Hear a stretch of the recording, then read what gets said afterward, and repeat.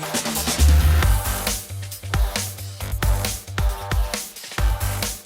everybody, welcome to the April 2021 LAPPG meeting. It's great to have you guys here. Thank you so much for being with us because we will be demystifying volumetric with members of the Volumetric Format Association. So if you don't know what that means, you're in the right place because we're going to explain it to you and you're going to be able to ask all your questions. Today, we are inviting Snehal Patel, Head of Cinema Sales from Zeiss. He is going to be demystifying volumetric with members of the Volumetric Format Association. Thank you so much, Snehal, for being here. Thank you, Wendy. Really appreciate it. Thanks to LAPPG for having us back once again. We did have an in-person event at our office last time. Of course, we can't do that now, but there's actually more attendees, I think, over here that are paying attention right now on the Zoom. So even better. I would like to introduce to you our very special guest, Denny Breitenfeld. Denny is from Verizon and also from the VFA. Verizon is a member, Zeiss is a member of the VFA. And Denny, tell us about the VFA. What's going on here? What is this thing? Yeah, so we believe that there's an opportunity to create a new way to experience content, a new way to create that content, and a new way to distribute that content. And that is volumetric, which is why we're here today. And the VFA is a collection of leading companies to create the interoperability between capture all the way to playback. And we're just getting started, and we're looking to expand the initial founding members to creative companies, creative producers, creative content creators, and innovators in this space, and really get this ecosystem started. Exactly. And the way we can do that is by bringing all our intellect together and trying to do something that helps the community as a whole. So where are the organizations exactly that are involved, Denny? Yeah, so Verizon, Zeiss, Canon, Intel, Microsoft, NVIDIA, Red Digital Cinema, and Unity, the game engine, are all founding members of the Volumetric Format Association. We are going to open up membership very shortly to new organizations that want to be a part of it. We're looking for the whole breadth of organizations that are involved in volumetric. So of course, the first question is, what is volumetric? Let's define this.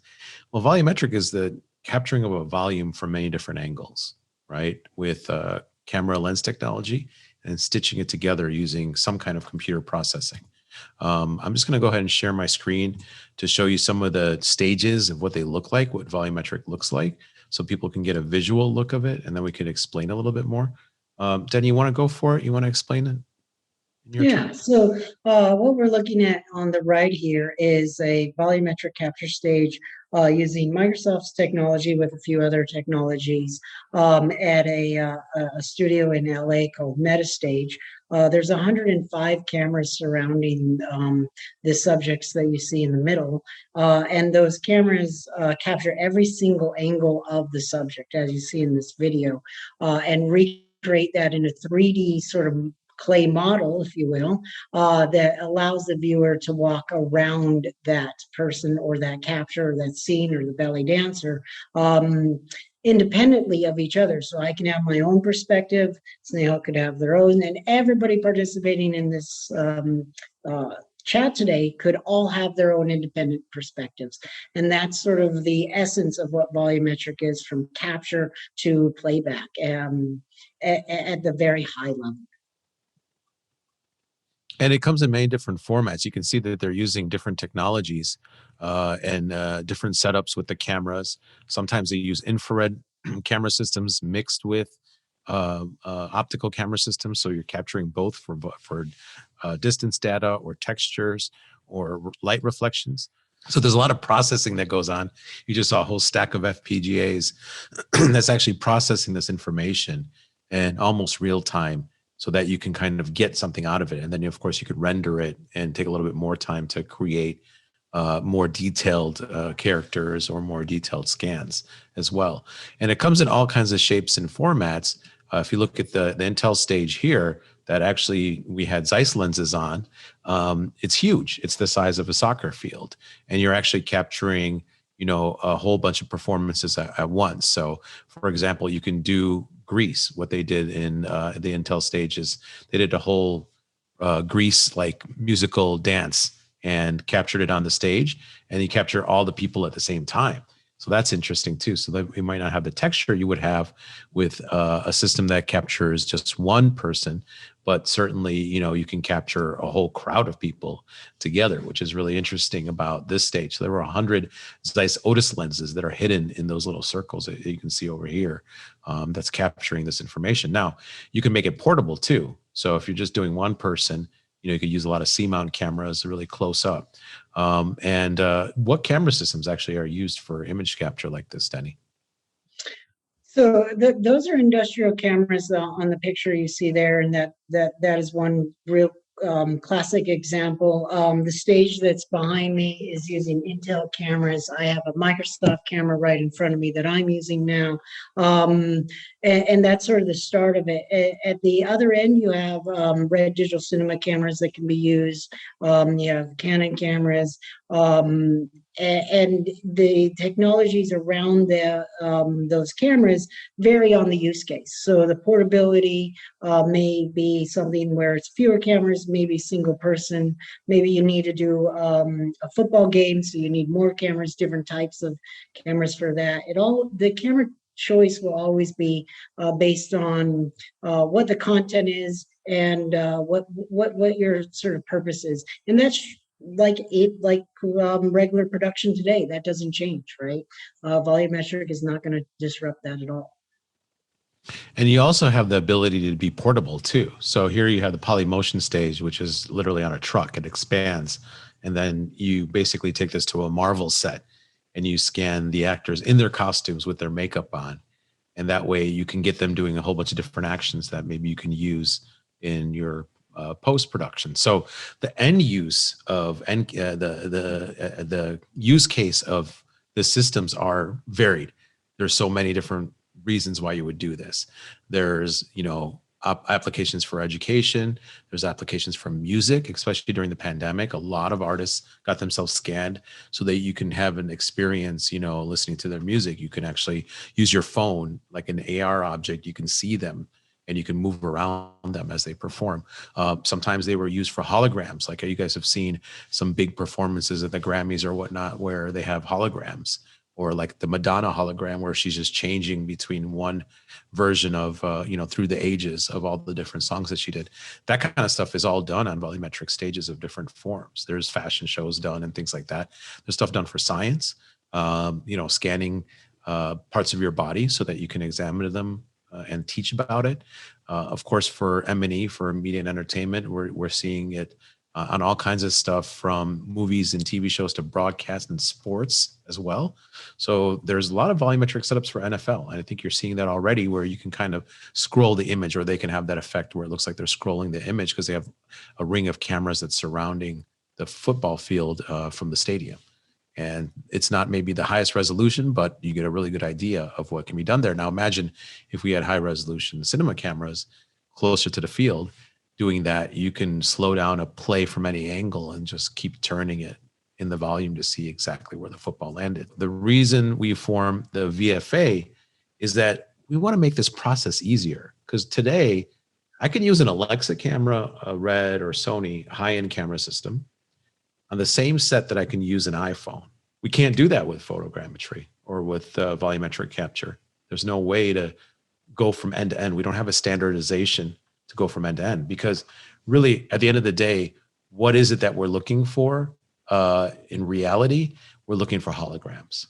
That's the actual reality of where volumetric is headed, is holograms, because, in just like 5-10 years, you're all going to go to the sports bar to watch the match on a tabletop, just like you saw in Star Wars. I mean, that makes more sense.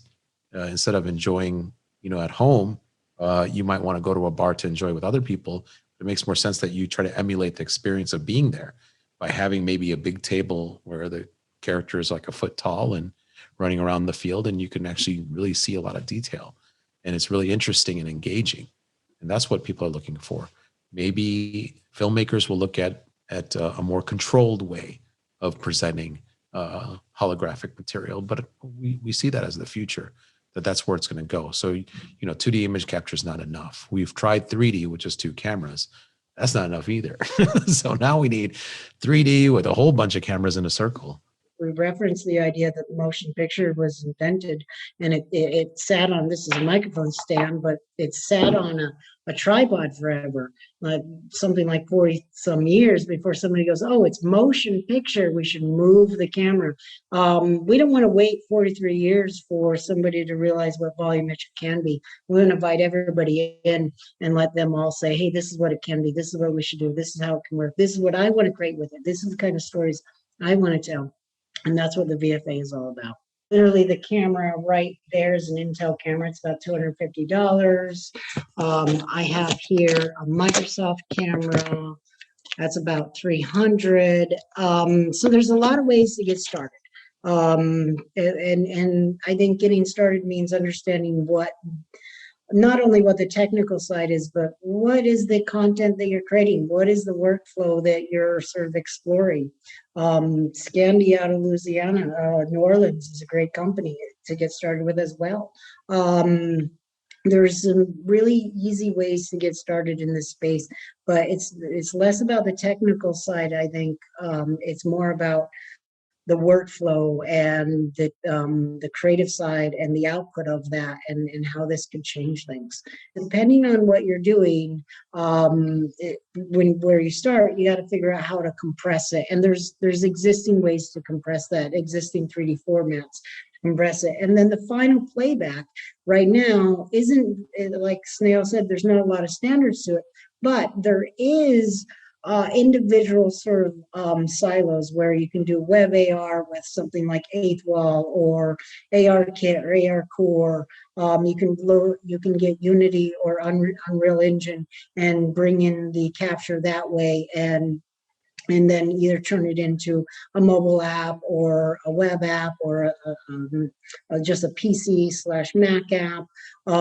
The other output that doesn't get a lot of attention in this workflow is just capturing something like we're looking here for Metastage and doing a 2D version of it and outputting a new different way to tell that story, getting angles or getting shots and perspectives that are a little easier. Imagine this person is standing in a huge grassy field, and that grassy field is virtual, and you start the camera from way above and go right down to her, and the output is 2D. So there is that opportunity. So you don't need to really develop an app, a 3D engine app, to play it back, or use sort of the existing tools, like I said, Eighth Wall or Unity, to publish something. So there is that option, but that's sort of the verticals. You have capture, you have to process it. Sometimes the process with capture, you have to compress it, and then you have to play it back. Those are the things to keep in mind. And depending on your starting point, will sort of carry you through that journey. With everything else, we have MPEG, which is essentially the basis for just about any kind of video, serving that's happening right now. And there is no standard like that for volume that can allow us to put those tools to use like that. But there's a few problems with volumetric that are quite evident. One, we're not getting realistic focus anymore, right? Because in 2D, you make a decision on when you're capturing where to place your focus. In a volumetric situation, if you're using that scan for a movie, then you're making that decision afterwards, which is kind of weird and it doesn't look exactly the same. The other thing is textures with lighting.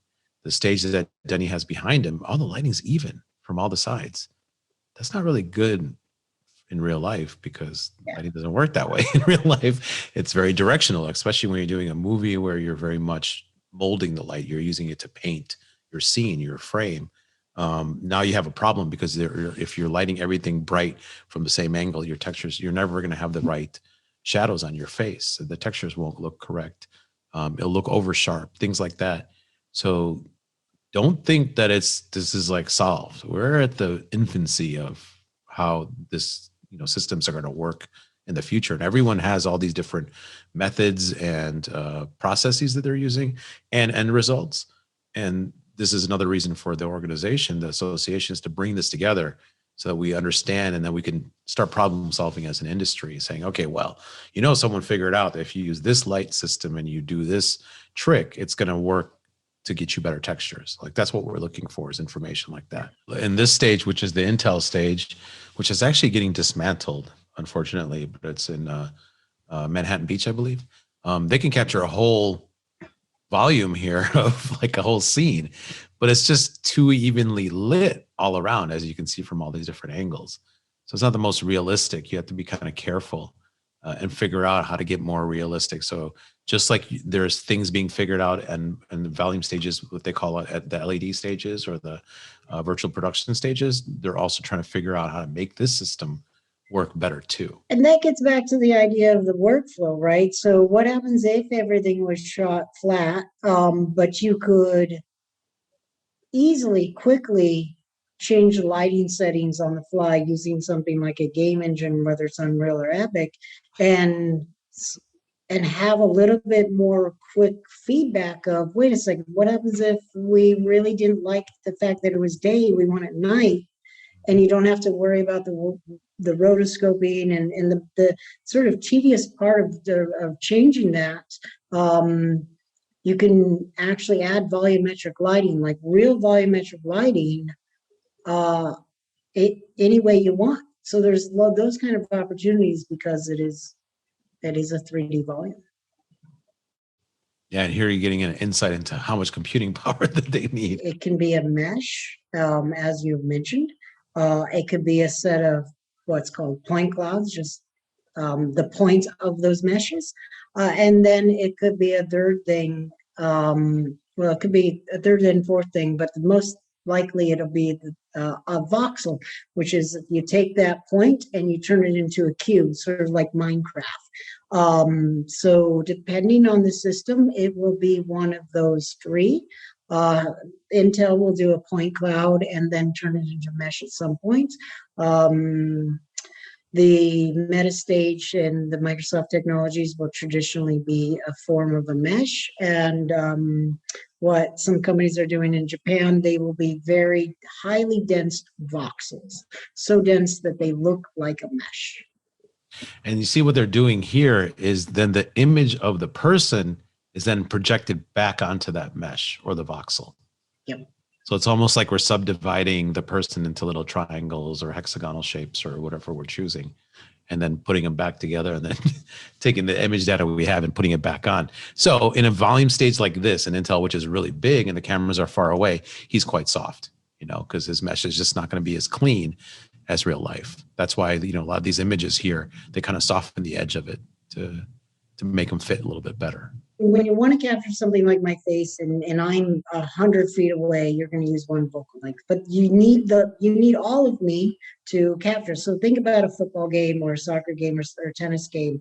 Focal length is going to play a big deal because you're going to need to combine multiple focal lengths to get the best possible quality. So it is a challenge that everybody faces, whether it's stereospheric or photogrammetry.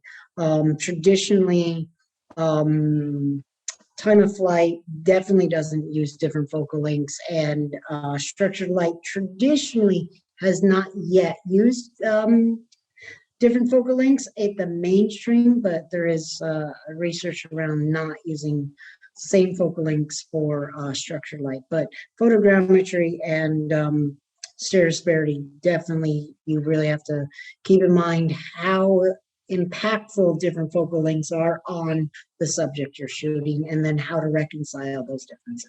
Just imagine you're doing a full body scan. You definitely need more detail in my face than you do. I'm wearing a black shirt, so how much detail do you need here? You need all the detail here is what's important. So you're going to have longer focal lengths that just maybe isolate myself and my face, capture that. And then the rest of me is captured by wider angles, or the whole scene is captured by wider angles. So you can mix it. A good way to sort of go backwards, starting at the tool, is see what the tool supports. So like there's plugins for Unity, there's plugins for Unreal, for the Intel camera, for the Microsoft camera behind me, and then say, okay, well, I can learn Unity, or I know Unity, so I'm going to go with an Intel camera, or I know WebGL, or I can use Eighth Wall, or whatever it may be. So I'm going to do the iPhone. So if you're starting at the tool point of view from a post perspective, figure out the tool that you want to be familiar with or that you are familiar with, and then work backwards about the camera. Canon brings in a perspective of capture that is leading the way in lots of respects, and they're able to bring that knowledge to the association, bring their intellectual property, and build out the interoperability, and even their partners at some point, so that if somebody is using something like structure light or stereo disparity, there's a set of standards around it, and this stage that you're seeing with the cameras is an amazing stage that they've built. The quality is extremely extremely advanced, I should say, and we couldn't be more excited to have Canon as one of the main founding members of the association, and their research and development they put into it for over a decade is really going to help build out that ecosystem, and allow more content creators, more storytellers to create experiences like the one you're seeing. And I believe this is a music video that was debuted in last year, I believe, or early this year. So it's very important to have these thought leaders to help bring this technology to the forefront. Absolutely. Like, let's take a look at a very simple thing like bone structure, right, of a human. If you could just scan the skeleton and then let medical students touch it in virtual space, a very, very high quality, high resolution scan, that's really great, because you could scan interesting things like deformities or accidents. Like, how did you fuse that, metal leg to this person, or how did you do some kind of solution or whatnot for a medical issue?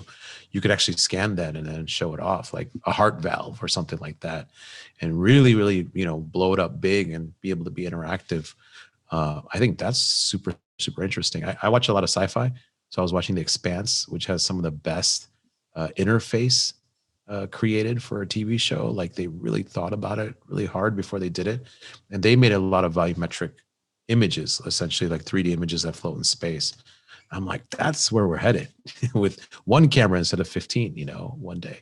So that's what I'm excited about. Aside from all the applications in cinema, I'm excited about everything else as well. I have a background in the optical disc space, whether it's interactive DVDs and Blu-rays and HDVDs. And I like to think about the height of DVDs, where the M&E industry really created the standards and the use cases for DVDs.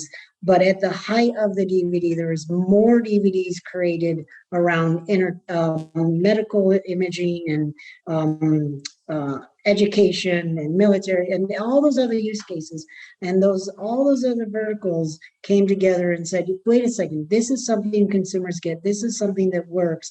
They're going to adopt it. And then you had more DVDs than M&E could ever do, which is a really great thing. It says that there's a technology and a standards that everybody can get behind, and that's exactly what Snehal is talking about. Is if M&E could really drive this sort of volumetric format and make it an adoptable format for other industries, then the whole world is better off because of it, and that's what the VFA is all about.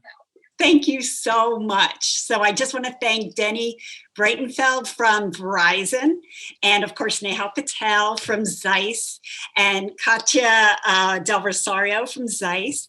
And we have our own YouTube channel with over 60 videos on it. I invite you, if you haven't, to subscribe to it. There is a little bell icon next to the subscribe button. So hit subscribe, then make sure you hit the bell, and that will notify you each time we have a new video dropping.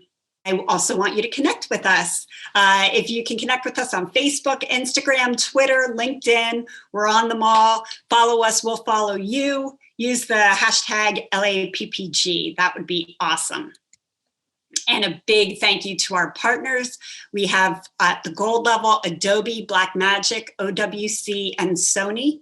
And at the silver level, we have AJA, Isotope, SGO, and Zeiss.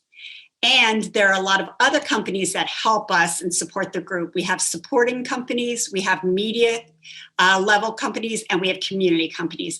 So make sure you check out the VFA and see what they're doing and what that's all about.